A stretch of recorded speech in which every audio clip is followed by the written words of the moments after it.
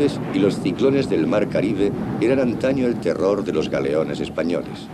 Innumerables barcos cargados de oro se hundieron allí.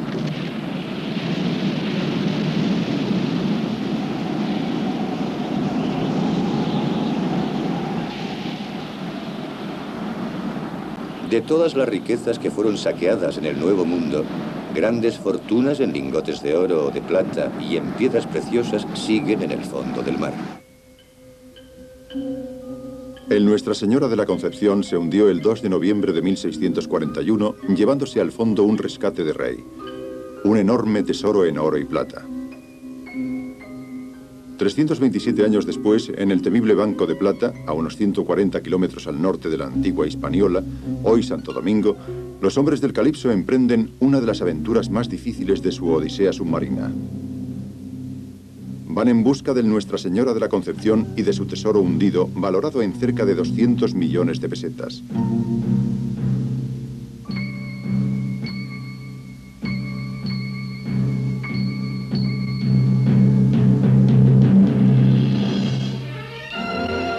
El mundo submarino.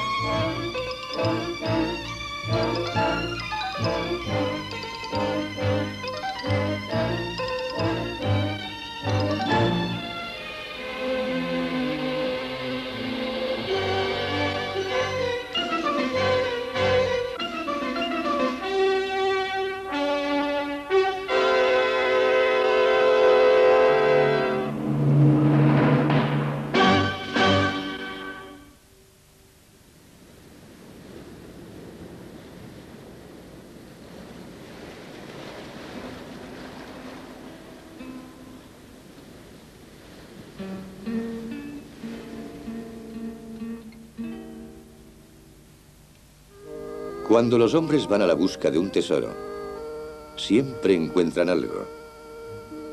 A veces el tesoro, a veces nada. Pero ocurra lo que ocurra, descubrirán verdades sobre sí mismos que ni siquiera sospechaban. Tesoros sumergidos. Más de 6.000 millones de pesetas en tesoros hundidos no se han recuperado y parte de ellos en el Caribe, en el Banco de Plata, unos 200 millones de pesetas aguardan a los submarinistas. Bien, estamos llegando. Stop.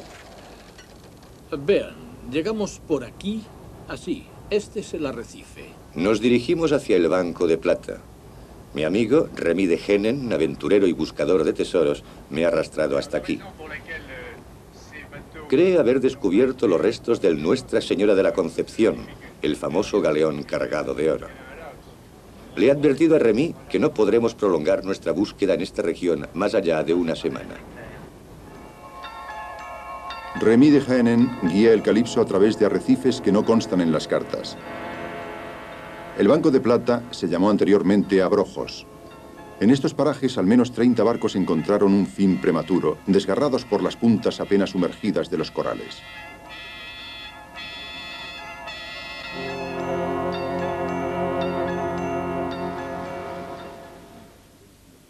Fíjate, aquí puede estar la diferencia. El capitán Cuellar marca cuidadosamente con Sirot la maniobra de aproximación final.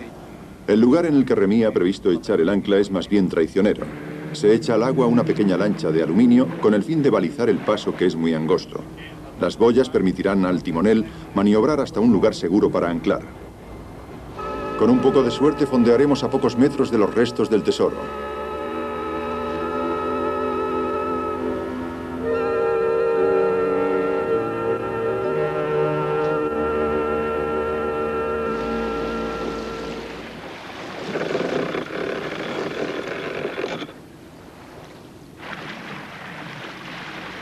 El diario de a bordo del Calipso, con fecha 13 de julio, tiene la siguiente anotación. Empieza la búsqueda del tesoro en el Banco de Plata. Un submarinista, un cámara y el piloto de la lancha forman el equipo de exploración. Son las 11 de la mañana. El sol brilla. El agua es transparente. Se ve el fondo a 15 metros. Cerca de la superficie, a barlovento, el coral puede crecer a una velocidad de más de 1 centímetro por año. Así pues, es posible que durante los 327 años que han pasado desde el naufragio de Nuestra Señora de la Concepción, un grosor de coral haya enterrado para siempre el barco. Pedí pues a Delmotte que primero concentrara su búsqueda en el lado abrigado del arrecife, hacia la laguna. Ahí el coral no crece si no encuentra un soporte, por ejemplo, los restos de un naufragio. Durante cerca de 1 hora, la lancha remolca a Delmotte a través de las profundidades silenciosas del pasado español. A bordo del Calypso, Cousteau, Remy, la tripulación y los submarinistas esperan el primer informe. Pero todos ellos son negativos.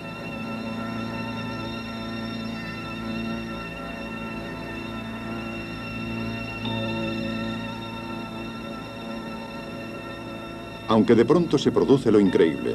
Delmotte, después de 55 minutos de búsqueda, encuentra lo que Remy le había anunciado. La prueba de que un barco de vela se había hundido hacía mucho tiempo en este arrecife desconocido del Banco de Plata.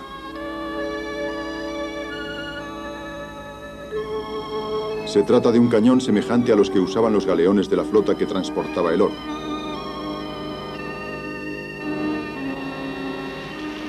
El cámara de Loire emerge rápidamente para anunciar el hallazgo.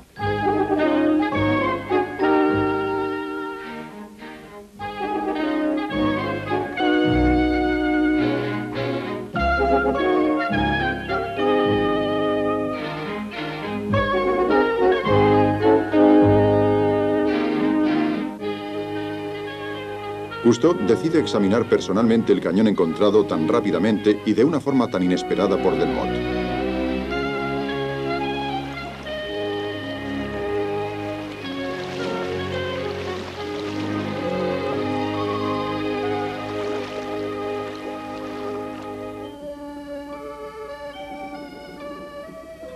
Estudiamos atentamente las mareas y los vientos del Banco de Plata.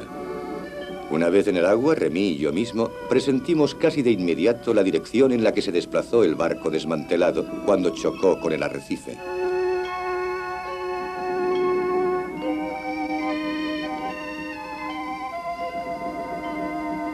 Nos separamos para delimitar el perímetro de los restos del naufragio. Al mismo tiempo, el equipo de exploración empieza a marcar y a situar cada hallazgo personal.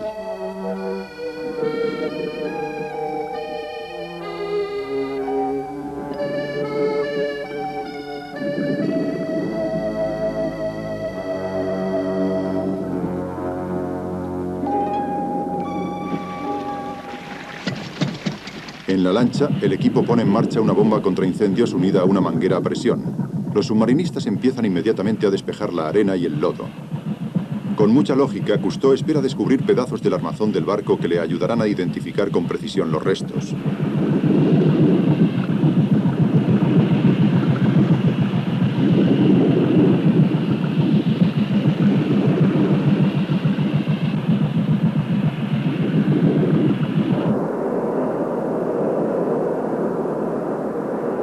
Luego, una pequeña aspiradora de aire comprimido se pone en marcha.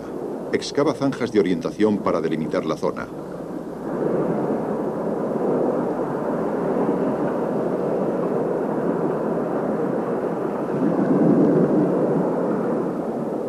Los submarinistas esperan encontrar indicios que permitirán a Cousteau resolver el primer enigma, determinar el emplazamiento del galeón hundido.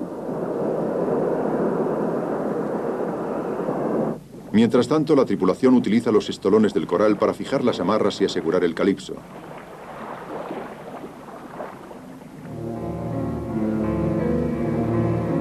Remy, impaciente por encontrar la prueba de que los restos son los de un galeón cargado de oro, continúa su búsqueda por debajo de las colonias del arrecife. Cree que fue ahí donde el barco debió perder su cargamento de oro y plata a través de un agujero abierto en el casco.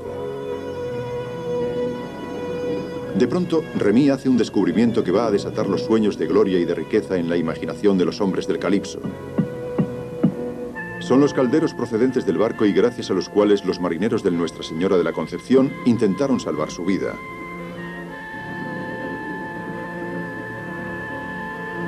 Según relatos bastante vagos, narrados por los supervivientes del galeón, la desesperación les había empujado a una tentativa más bien inocente. Los enormes calderos de la cocina de a bordo fueron tirados sobre el arrecife apenas sumergido. El agua solo les llegaba a las rodillas. El hallazgo de estos calderos despiertan imágenes fantasmales en el espíritu de los hombres del Calipso. Los náufragos, en medio del pánico general, pusieron precipitadamente a buen recaudo la comida y también la madera de los restos del naufragio. Pasaron su primera noche de terror a la luz de las hogueras encendidas en los calderos. Luego, cuando perdieron toda esperanza, se decidieron a subir a una balsa que les llevaría hacia la salvación o hacia el olvido eterno.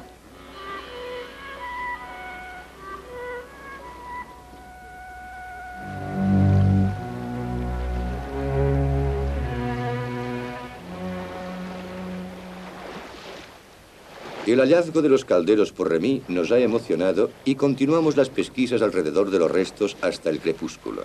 Ahora sé que no puedo decepcionar a Remy ni a los submarinistas y la tripulación del Calipso. Todos están muy excitados.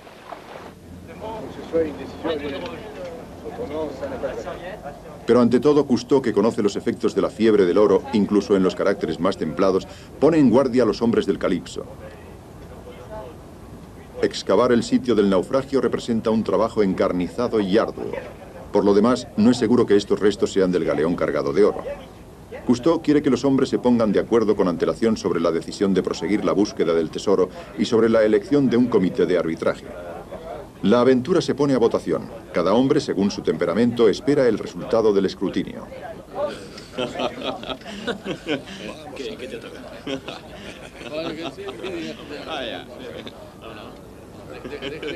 Las decisiones se han adoptado por unanimidad. Por primera vez en el transcurso de este largo crucero del Calipso, la tripulación y los submarinistas han decidido entregarse a la búsqueda del tesoro.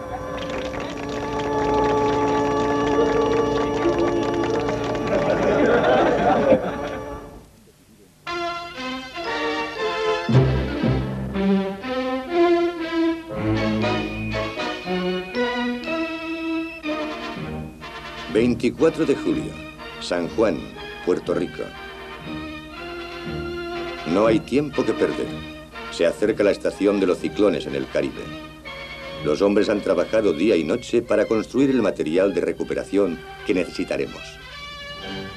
Mi amigo de siempre, Frédéric Dumas, un arqueólogo submarino de fama mundial, ha llegado precipitadamente a unirse a nosotros.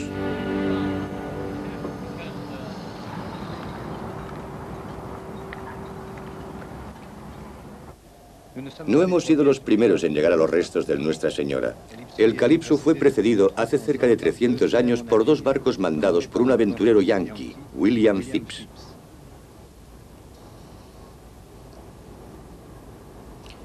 En 1684, durante una escala de abastecimiento en el mar Caribe, encontró a uno de los supervivientes del Nuestra Señora. El hombre le reveló el lugar del naufragio a cambio de una parte del oro. Provisto de esta información, Phips largó amarras hacia el Banco de Plata. Llevaba a bordo unos indios caribes, magníficos submarinistas. Tenían que sumergirse hasta 15 metros, hurgar en unos restos cubiertos ya por el coral, recuperar los pesados lingotes de oro o de plata y subir de nuevo a la superficie, y todo ello conteniendo la respiración. Los submarinistas modernos, bien entrenados, pueden permanecer hasta 2 minutos y medio o incluso más en el fondo sin respirar, pero es agotador. Y si es necesario repetir esta operación 10 o 20 veces en el día, es desastroso para el corazón. Sin embargo, los submarinistas de Phips recuperaron de este modo cerca de 200 millones de pesetas en oro y plata. Notable hazaña para la época, que, sin embargo, representa apenas la mitad de lo que llevaba el Nuestra Señora de la Concepción. Los hombres del Calipso han reunido en un tiempo récord una serie de extraños aparatos para recuperar ese tesoro de unos 200 millones de pesetas. En primer lugar, disponen del James and Mary, bautizado así en recuerdo del barco de William Phips, que llevaba este nombre. Contendrá los inmensos tamices en los que se filtrará todo lo que una potente aspiradora industrial arrancará del fondo. Una balsa improvisada lleva el tubo que descenderá hasta la base del arrecife. Un compresor de 200 caballos proporcionará la energía necesaria. Una vez puesto en marcha, su ruido ensordecedor invadirá el Calypso. Durante 12 horas al día, la tripulación será importunada por este zumbido. El tubo de la aspiradora suministrará 50 toneladas de agua, lodo y fragmentos de coral por hora. Para despejar los restos del naufragio, será necesario remover una enorme cantidad de escombros.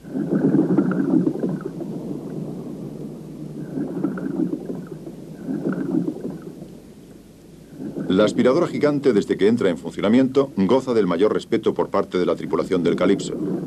Es tan potente que podría arrancar un brazo o literalmente aspirar la sangre de un hombre a través de la piel.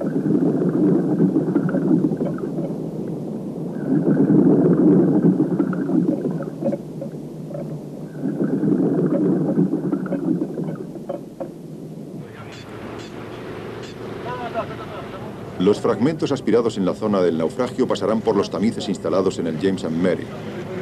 Tamices de 2,5 metros de lado para filtrar la arena y retener todo lo que es interesante. Enseguida todo se haya dispuesto. Cousteau hace una última comprobación. Un submarinista examina cada centímetro de la aspiradora formada por 5 secciones. El eyector debe estar lo más lejos posible del James and Mary. Si se encontrara cerca, el lodo y la arena que saliera de los tamices caerían sobre los submarinistas, enturbiando la visibilidad y rellenando las zanjas de exploración.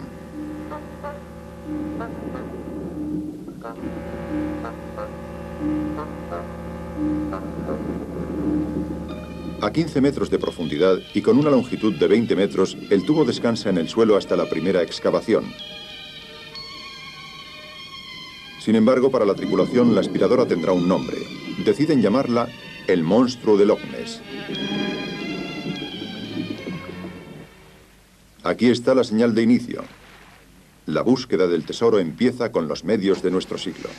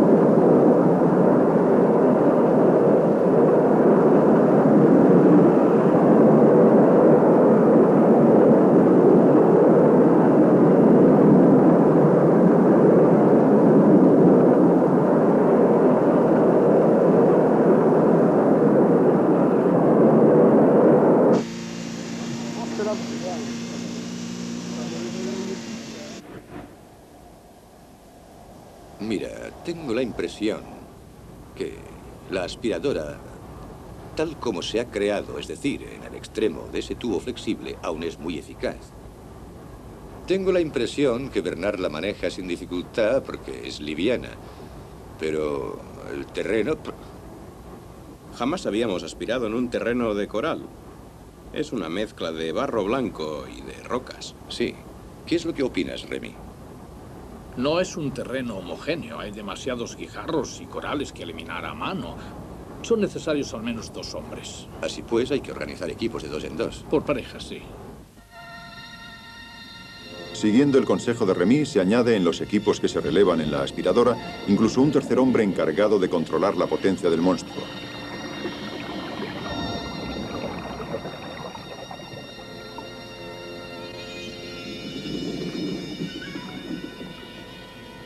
Los submarinistas que se relevan cambian las aletas por zapatillas de caucho mejor adaptadas al trabajo de excavación. Un lastre de 10 kilos da a los submarinistas la estabilidad necesaria. Antes de regresar al Calypso, los hombres les entregan a los que les reemplazan el casco provisto de una lámpara. Cada equipo trabaja 1 hora y media. 4 equipos se relevan. El trabajo continúa sin interrupción 12 horas diarias.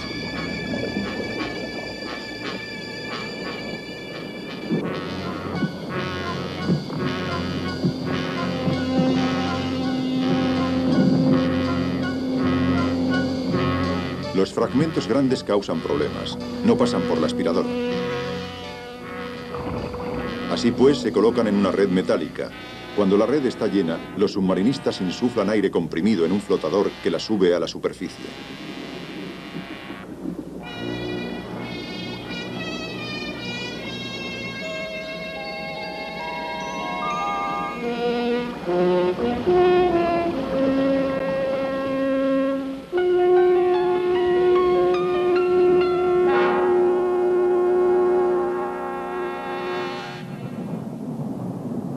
Mientras los equipos de la aspiradora trabajan alrededor de los restos del naufragio, otros submarinistas han logrado subir a bordo del Calypso misteriosos bloques de coral que pesan varias toneladas y entorpecían la obra. Deluar les ha llamado cañones de coral.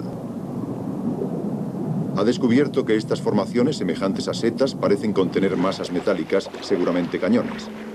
Cuando esos bloques están en el puente, un equipo de forzados voluntarios rompe el coral para descubrir qué oculta.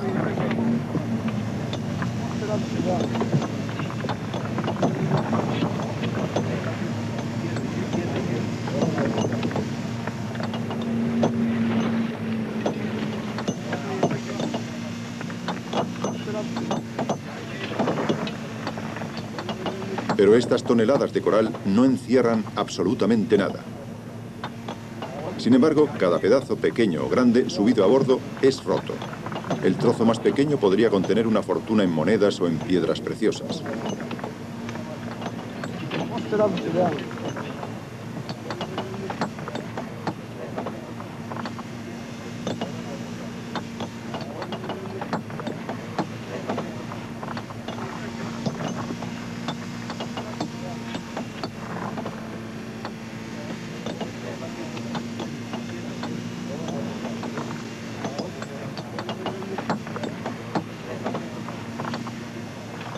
Este enorme esfuerzo obtiene como único resultado recuperar una colección de balas de cañón y de pedazos de aparejo. Los hombres del Calypso no son fáciles de desalentar. Voluntariamente aceptan vivir con raciones reducidas y renuncian a las duchas para economizar agua. Todo para que el Calypso pueda permanecer allí el mayor tiempo posible. La fiebre del oro les domina.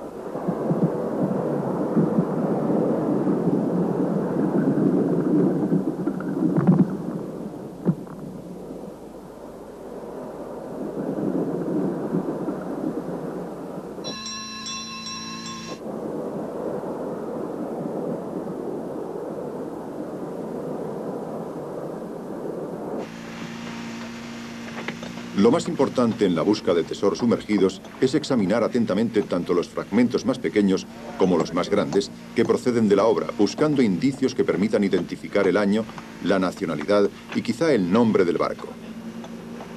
Este trabajo peligroso y agotador continuará hasta que se sepa si este naufragio corresponde al de Nuestra Señora de la Concepción. Empieza pues la investigación de los indicios con toda la pasión que pueden poner en ello los buscadores de tesoros.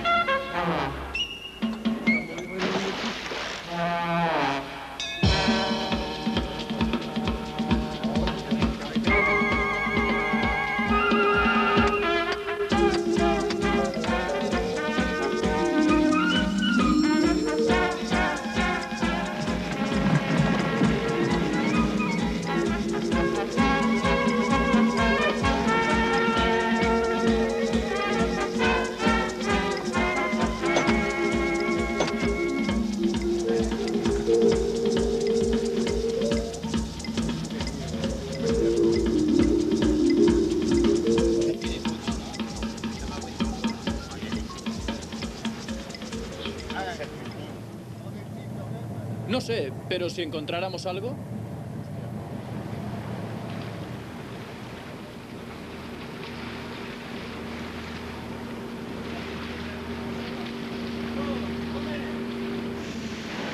Mover una montaña para un buscador de oro es trabajo de un día. Levantar una montaña bajo el mar es también trabajo de un día para los buscadores del calipso.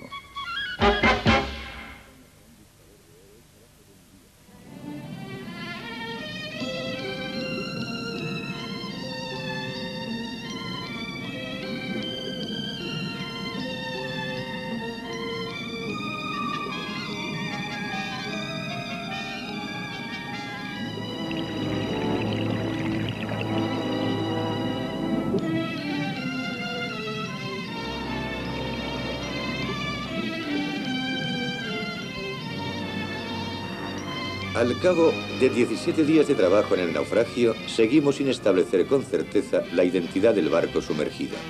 Pero hemos prestado servicios imprevistos a los habitantes del arrecife. Los peces cirujano azules se mueven entre las algas fijadas en el coral muerto. Hambrientos hurgan entre los fragmentos para encontrar gusanos.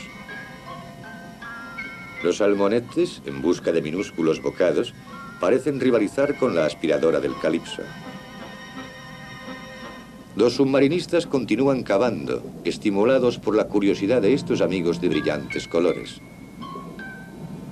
Verdaderos oportunistas, los lábridos y otros peces merodeadores van y vienen, dispuestos a precipitarse sobre los mejores bocados que a veces desalojamos de su escondite.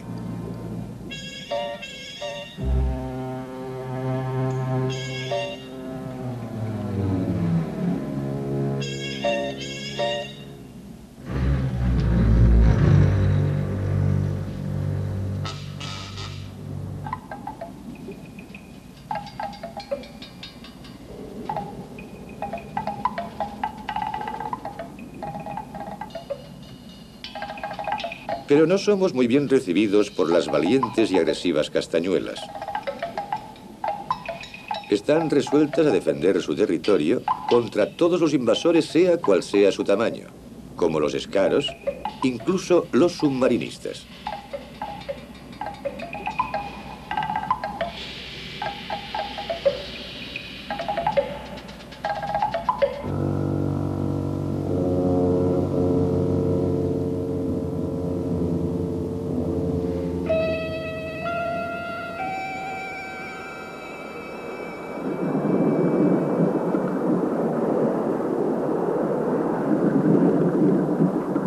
El 3 de agosto han aparecido los más importantes hallazgos de alfarería.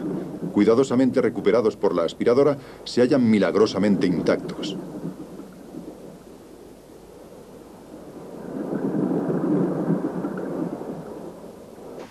Algunos han conservado su tapón e incluso su contenido de un aspecto, es evidente, poco atractivo.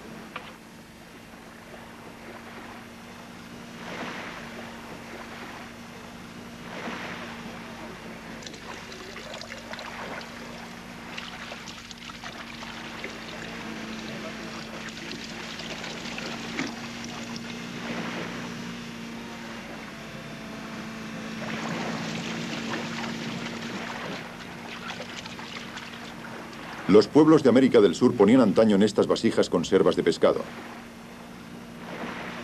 Aquí se ven 3 vértebras.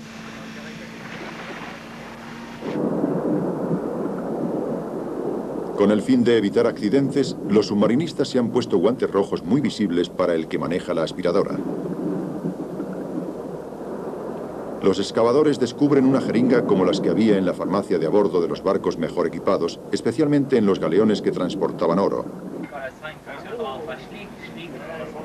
El metal está incrustado de coral y para sacar la última capa, Robino utiliza una mezcla fumante de ácido clorhídrico y ácido nítrico. Te vas a ahogar, pero lo vas a conseguir, ¿verdad?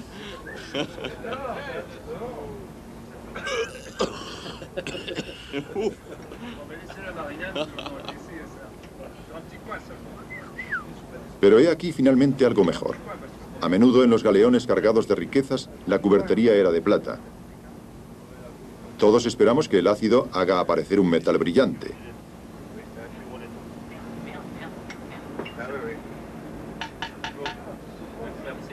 Pero solo es un plato de estaño.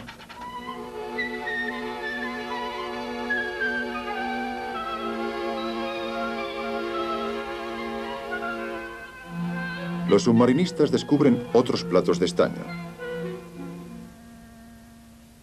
Luego, de repente, en el extraño decorado de este navío muerto, aparecen fragmentos de hueso. Durante un instante, los submarinistas evocan los fantasmas de los marineros que han perecido con su barco, aunque de pronto se dan cuenta de que estos huesos eran para la sopa de la tripulación. Huesos de guisado.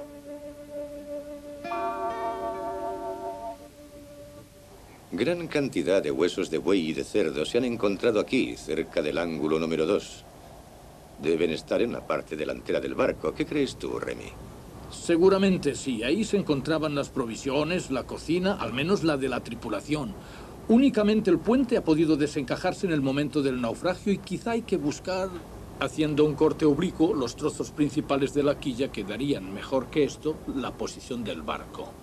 Es decir, que no han encontrado aún el casco. No, no del todo. ¿Dimas? Para encontrar la quilla, primero hay que encontrar el casco. No es seguro que estemos en la vertical de la quilla. Podemos estar en los fragmentos. Estamos en los fragmentos del barco, sin duda. De todos modos, no estamos lejos. Seguramente. Este tipo de investigación se asemeja al trabajo de un detective. Cada hallazgo aporta un indicio más para aclarar el enigma. Poco a poco, los excavadores desentierran pilas de boles y de tazas frágiles que están, sin embargo, absolutamente intactas. Estas piezas de vajilla están encajadas unas en otras como si hubieran estado embaladas en cajas. Basándose en esta comprobación, Dumas expone una hipótesis. Las cajas estarían colocadas en el puente y cuando el barco se inclinó al zozobrar, se habrían deslizado al mar y se habrían quedado allí intactas. Objetos tan frágiles como estos se habrían roto cuando las cuadernas del barco se resquebrajaron.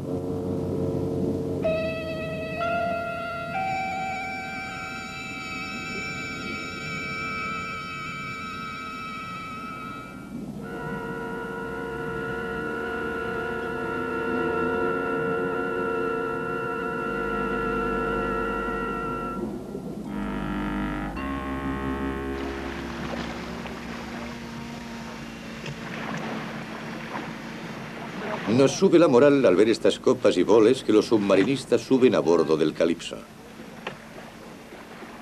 A primera vista, estas delicadas piezas son verdadera porcelana de China. Recordamos que en la época de los transportes de oro, otros galeones traían de las Filipinas cargamentos de porcelana china que pasaban a bordo de los galeones de España. Ya tenemos la porcelana. Está claro que no tardaremos en encontrar el oro.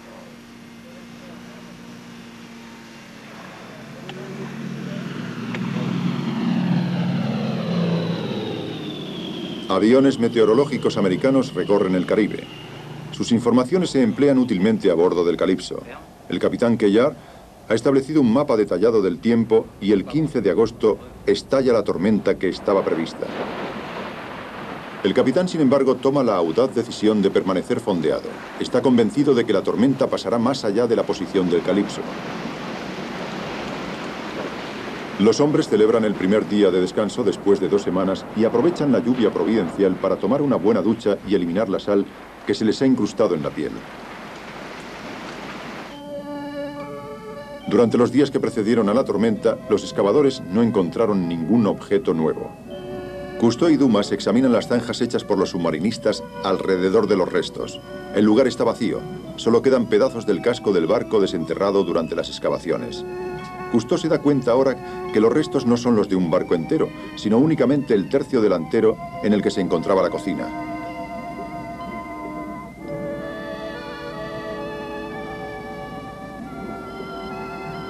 Indica a Dumas que el barco seguramente se partió en 2 cuando chocó con el arrecife. Aquí se encuentra la parte delantera del galeón, junto al lugar donde encontramos los primeros cañones. El barco se partió en 2. La parte trasera probablemente derivó con la tormenta para hundirse definitivamente allá, donde descubrimos los otros cañones. Un equipo de excavadores provistos de una aspiradora empiezan a buscar inmediatamente en el otro lugar. Aquí, piensa Cousteau, el segundo trozo del naufragio debe estar enterrado en el barro. En el momento en que los submarinistas empiezan a trabajar en el segundo lugar, adivino que experimentan nuevos sentimientos. Ya no son sueños de gloria y de riqueza. Es más bien un humor amargo y una especie de encarnizamiento profesional lo que les empuja a arrancar del mar el secreto del naufragio, su identidad.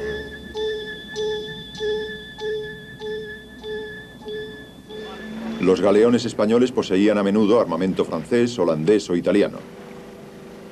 Sin embargo, Cousteau decide sacar del agua uno de los cañones del naufragio. Es posible que la marca de un arsenal proporcione un indicio sobre la identidad del barco. Desgraciadamente, el cañón no descubre gran cosa. Una inscripción que solo es un número de orden, H2250A, pero ninguna fecha. Incluso si hubiera habido una fecha, el cañón no habría proporcionado una prueba concluyente, pues los cañones fundidos en el siglo XVI aún eran utilizados en 1820.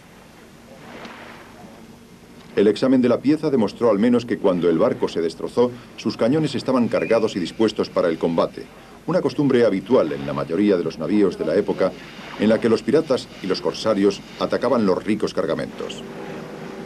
Este cañón, de 1 tonelada de peso, era capaz de lanzar balas de acero de más de 8 kilos. 1 tonelada. El balance de nuestra investigación es aterrorizador. Durante 18 días de trabajo encarnizado, con el ruido constante de los compresores, se ha necesitado hora tras hora romper con martillo y luego tamizar 300 toneladas de fragmentos de coral. Como recompensa de tanto esfuerzo, unas vasijas de dudoso valor, un cañón y algunas balas que se amontonan en el puente. Desde el punto de vista financiero, gastos insensatos. En cuanto al esfuerzo de los hombres, un incalculable despliegue de energía.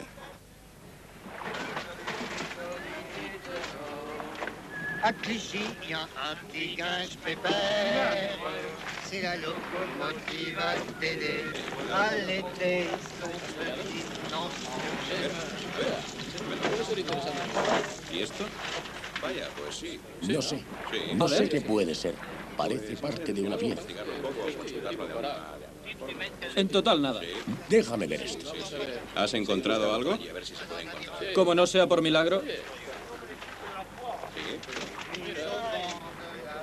Examinemos esto. Sin embargo, hemos tenido poca suerte para ver recompensados nuestros esfuerzos.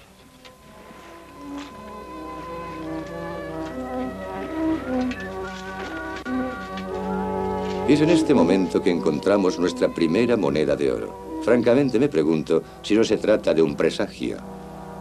Una medalla de San Francisco de Asís, el patrón de los pobres.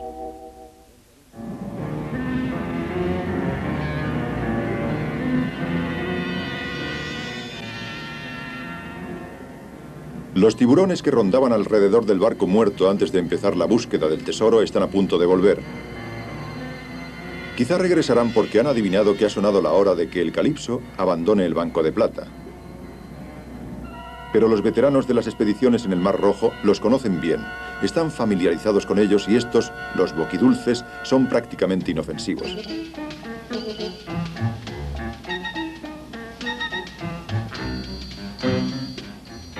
A pesar de los presagios, o quizá a causa de ellos, los submarinistas están cada vez más impacientes por conocer la identidad exacta del naufragio. Han transportado el monstruo de Loch Ness a un nuevo lugar en el que vuelven a empezar las excavaciones.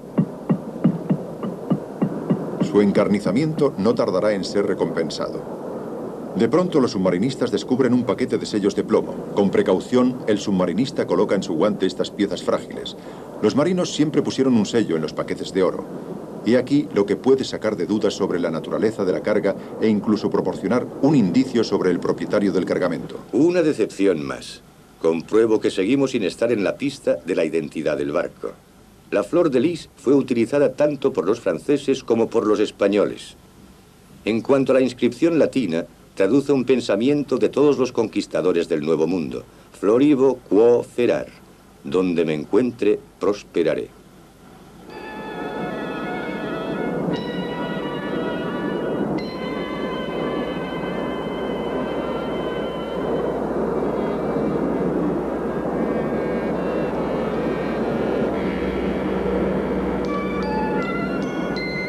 Mientras tanto, en la capa más profunda, los excavadores han encontrado el indicio que pondrá, sin que lo sospechen, fin a la búsqueda del tesoro.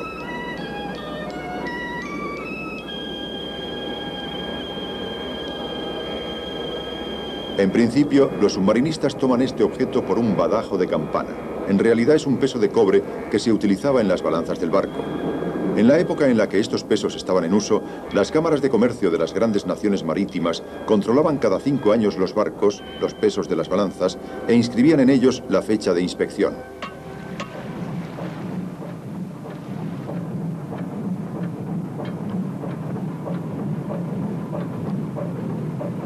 Esto es una pistola.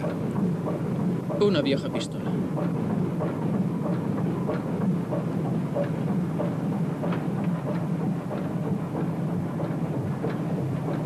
O un fusil. ¿Y esto? Muy bien podría tener una culata. Tiene puntas. Oye, ¿qué es esto, Didi? Cucharas con excrescencias. O un molde. ¿Fabricaban cucharas en un barco? Es bastante curioso, pero en fin. Esto es una guarnición de espada. O de daga.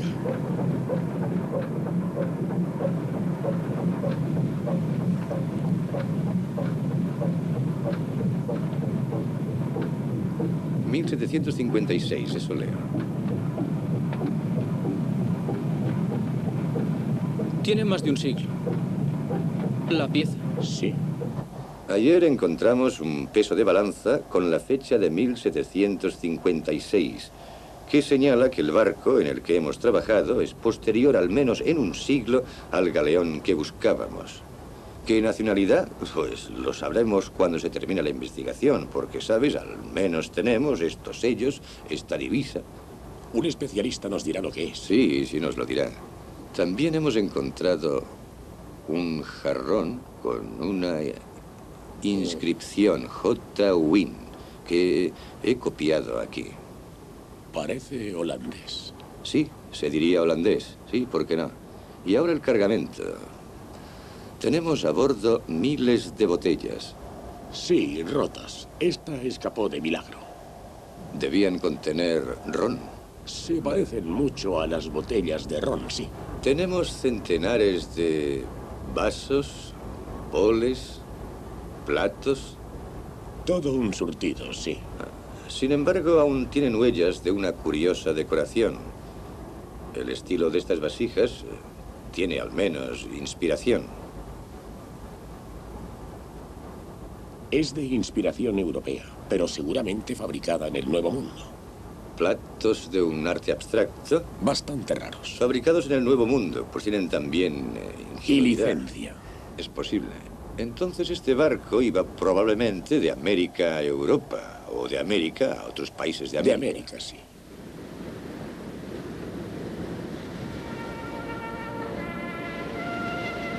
...25 de agosto... ...5:45 de la mañana... ...el barco aún está adormecido... ...me siento extrañamente solo... ...mi equipo me parece más liviano que de costumbre...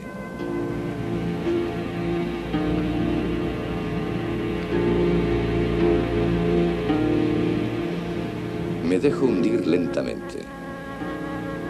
Pudo abarcar la obra con una sola mirada. Sé que pronto abandonaremos nuestra búsqueda del tesoro. En 15 minutos, Raymond y Jean-Pierre reanudarán su trabajo en el fondo, pero por ahora estoy solo en mi elemento, el mar.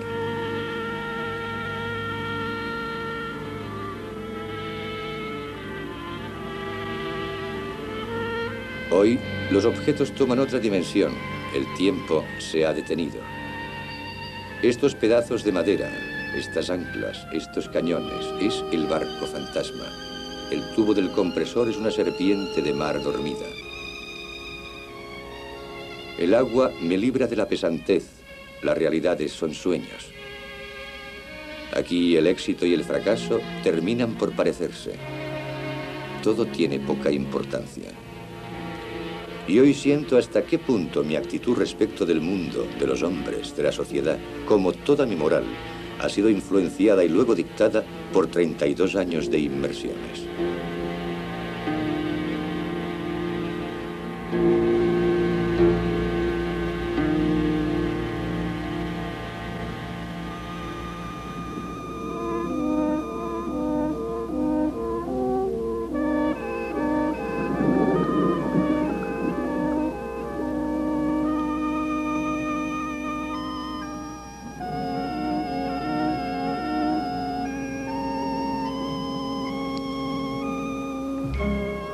Pues bien, yo habría comprado tierras, muchas tierras, colinas, árboles, un arroyo. Quizá una casa antigua. Jamás lo había pensado en serio. Jamás creí que de verdad podríamos encontrar un tesoro. Eso me parecía... Sí, yo esperaba que no habríamos venido aquí para nada. Realmente no creía mucho en ello. Soy como Santo Tomás. Si no me lo enseñan, no me lo creo. Sí, yo siempre ando con locos. Lo habría empleado bien, pero si no se tiene, paciencia.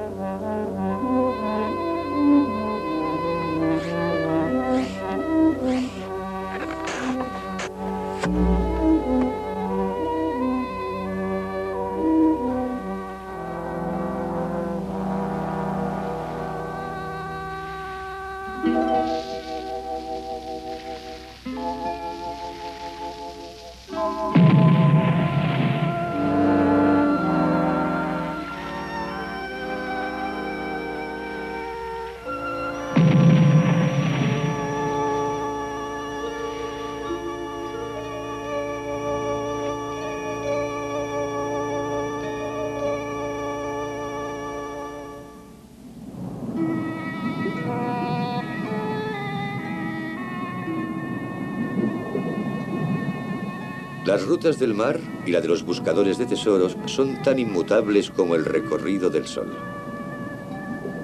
En algunos años, el coral y las arenas movidas por la marea habrán borrado toda huella de nuestro paso. Más adelante, otro Remy de Hennen, otro Frédéric Dumas, otro Calipso vendrán aquí, quizás, empujados por la imaginación, presa de los sueños de oro y de plata de Nuestra Señora de la Concepción. No habrá tesoro, pero si encuentran los restos del James and Mary, quizá se reirán de sí mismos, como nosotros nos reímos de nosotros.